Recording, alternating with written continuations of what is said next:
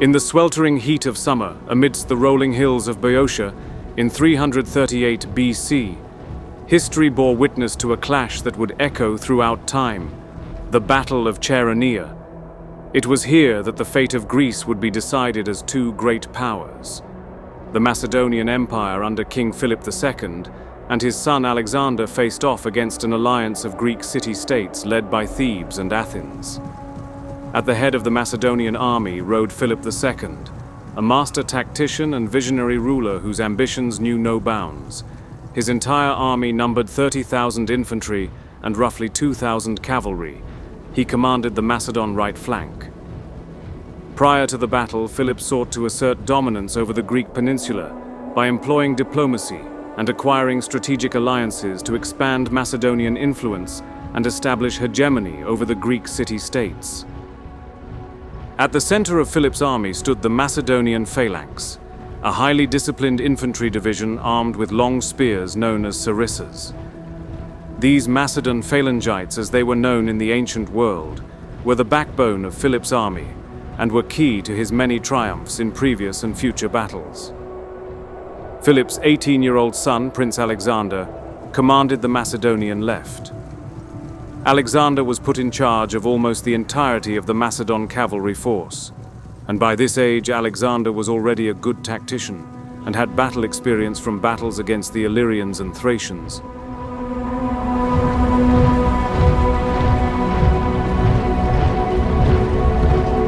Opposing Philip were the proud hoplites of Athens and the fierce warriors of Thebes, supported by other Greek allies. The Athenians masters of naval warfare and democracy, and the Thebans famed for their elite infantry. Each bore the weight of their city-state's pride upon their shoulders. They were led by the Athenian orator Demosthenes and the Theban general Pelopidas. They stood as a shield against the encroaching tide of Macedonian hegemony and were ever determined to halt Philip's ambitions here on the plains of Chaeronea.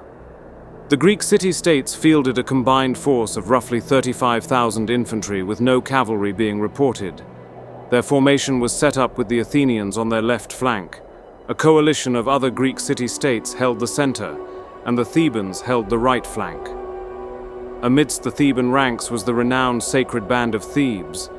These 300 elite warriors were handpicked to serve the city of Thebes in wartime during their most dire times of need.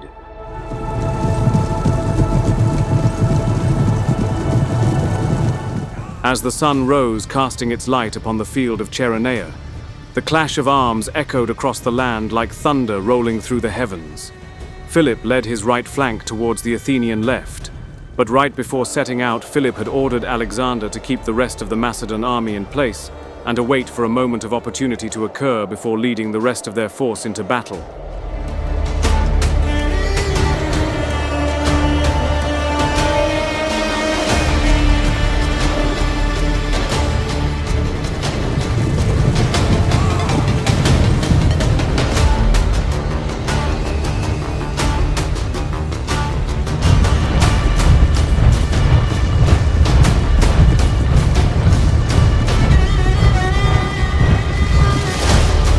The Athenians locked their shields and aimed their spears forward as they prepared for the oncoming clash. Philip ordered forth his peltasts and archers to loose projectiles upon the Athenians to weaken their ranks before he sent forward his heavy infantry.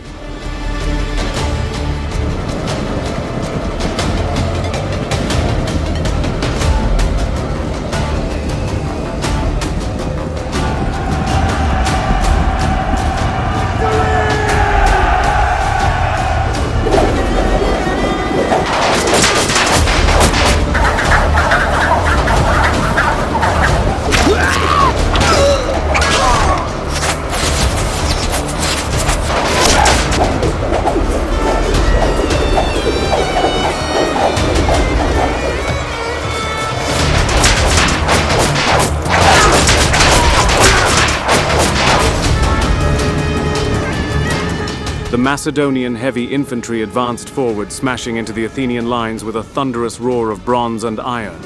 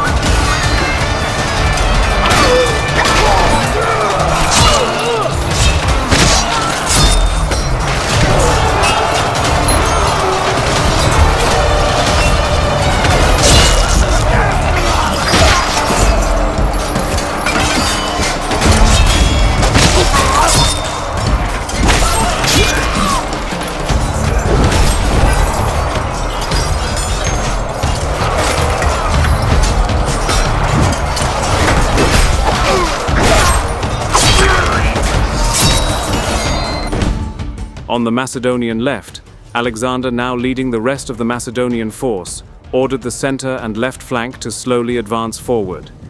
He wanted to prevent his father's right flank from becoming too isolated, and his advance kept pressure on the Greek allies at the center, especially the Thebans.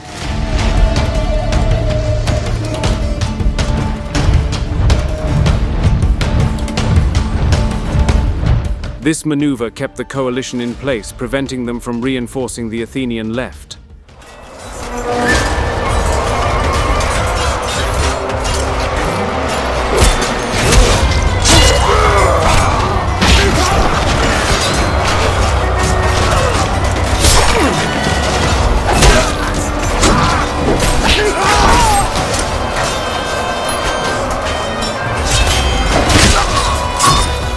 It was at this point that Philip began to unravel his masterful plan.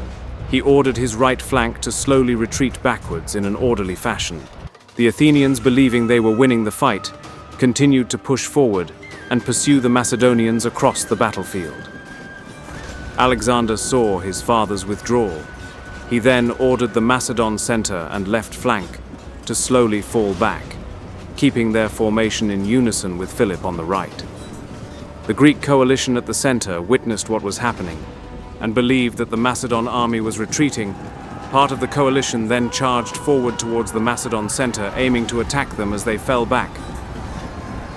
Now was the moment. In the midst of the chaos, a young prince emerged. Alexander lunged forward, leading the Macedon cavalry as Philip had lured the enemy far enough away from their main formation.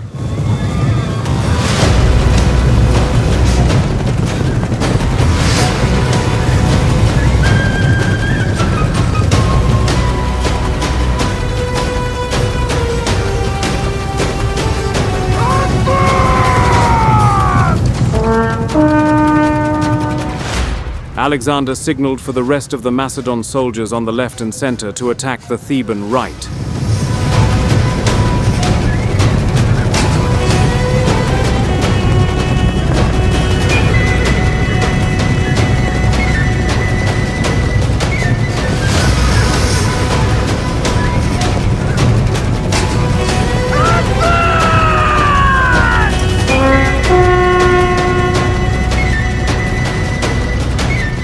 Alexander's cavalry cut inside the Greek coalition's now fully exposed left flank.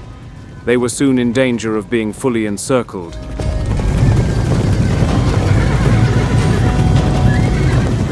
Seeing Alexander cutting across the battlefield, King Philip then ordered his right flank to break off the faint retreat and push forward.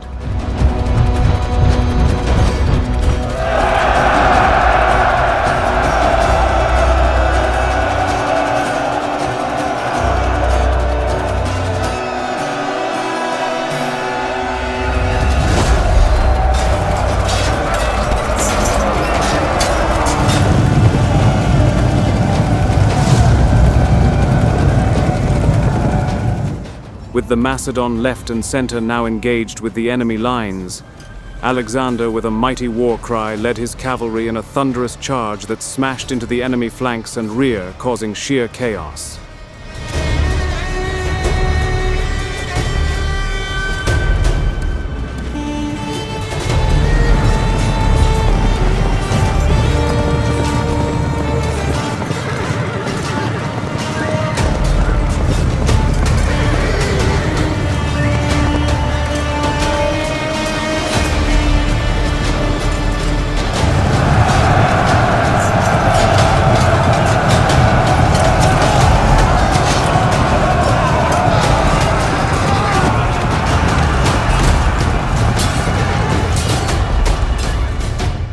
The Greek allies at the center now found themselves encircled, caught between the anvil of the phalanx and the hammer of Alexander's cavalry.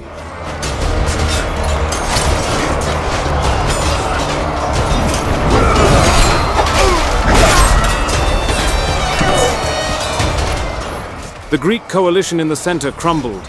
Thousands fell on the blood-soaked fields of Chaeronea, their dreams of halting Macedonian dominance shattered.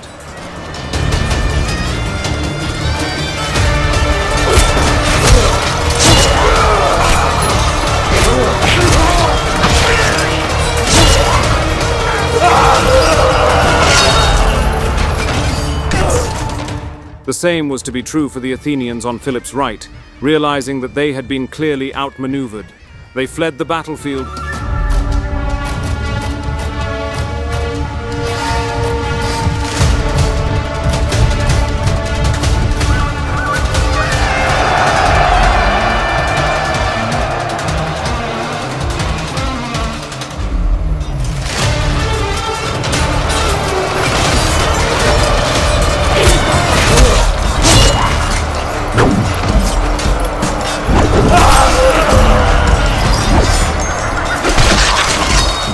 With both the Athenian left and the center having fled.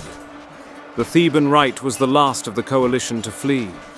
They continued to fight right up until Alexander charged his cavalry through their ranks, breaking their resolve, eventually sending them retreating from the battlefield.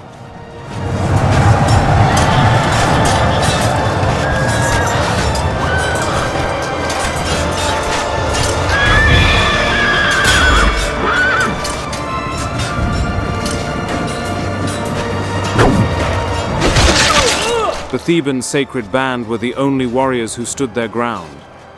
But eventually they were surrounded and overwhelmed. They were cut down one by one.